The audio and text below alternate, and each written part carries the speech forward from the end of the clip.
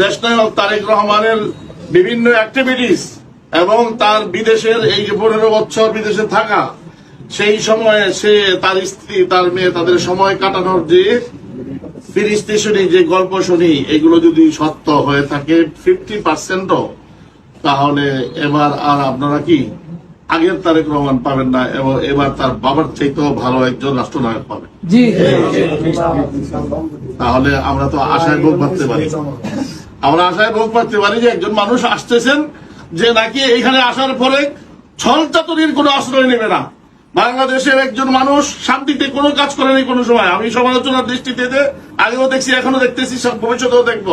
আমার সত্য কথা, শান্তিতে কোনো কাজ করে নাই, কিন্তু শান্তিতে নোবেল পুরস্কার যে লোকটাকে দেওয়া হয়েছিল, সেই লোকটা তার নাম কেউ আসছে যে নোবেল পুরস্কার পেয়েছিল, সেটাও লাজ রাখতে পারে নাই। 1 বছরের বেশি সময় হয়ে গেছে, যেখানে 90 দিনে কি করতো, তত্ত্বাবধায়ক সরকার নির্বাচনের ব্যবস্থা করত, প্রয়োজনীয় সংস্কার করত, উনি সেই 90 পাইছে আল্লাহ জানে। 94 পাইয়াও উনি কি করতে পারেন তো না, এই এখন গুনগুন শুনতেছি পদত্যাগ করবেন। এগুলোর কারণ দেশপ্রেম না থাকা, এগুলোর কারণ লেখাপড়ায় বড় হলে কি যদি মনের মধ্যে আল্লাহর ভয় না থাকে, মনের মধ্যে সততা না থাকে, পিতা মাতা যদি ভালো না হয়, সেই ঘরের সন্তান দিয়া দেশের কোনো কাজ কখনই হয়। এই জন্য আমাদেরকে এখন থেকে কি করতে হবে, যে তারেক রহমান যদি আসেন, তাকে নেতা বানিয়ে রাষ্ট্রনায়ক বানিয়ে যদি আমরা 20টা বছর কাটাতে পারি, আর কিছু সৎ মানুষ যদি আনতে পারি। আচ্ছা বলেন তো দেখি, 70টা সবগুলো বসে বসে গরুটা খাইতেছিল, এই 70টা আরো 30টা বাড়াই দিলাম, গরুর কি উপকার হবে? গরুর কোন উপকার আছে? আগে খাইতো 70 জনে, এখন খাবে কি 100 জনে।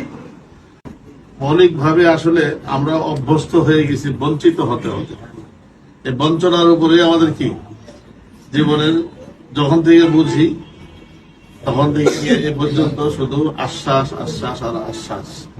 এই আশ্বাসের উপরে এখন আর কোন ছেলে পেলে লেখাপড়া করে খুব ভালো চাকরি করবে, বিসিএস ক্যাডার হবে, এই নিয়ত করে না। আমাদের এলাকার কথা বলতেছি, নিয়তটাও করে না, খুব কম। কদাচিৎ কয়জন সচিব পাবেন বলেন? আমাদের এই যে 4 নাম্বার আসন, এই 4 নাম্বার আসন থেকে কয়জন সচিব আছে?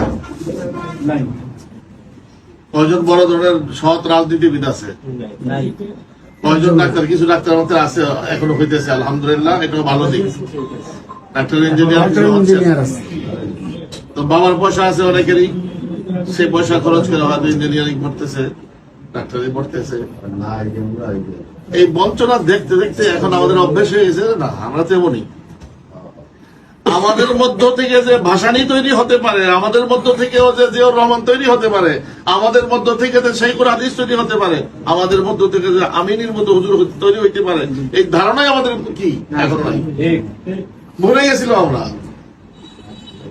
এই জন্য নতুন করে আবার পুরান সবক ইয়াদ করতে হবে আমাদের, যে না, এই 54 বছর 55 বছরে যা না হয়েছে সেই কাজ আমরা করে যাবো, যেন আগামী 50 বছরের এই এলাকার মানুষকে, আগামী 50 বছর তো লাগবেই না ইনশাল্লাহ, 20 বছর, শুধুমাত্র 20টা বছর লাগবে আমাদের এই সিটটাকে দেখে দেখে বাকি আরো 63টা জেলা এমন হয়ে যাবে। আপনি মানুষ হয়ে যাবেন না, এটাই সত্য কথা।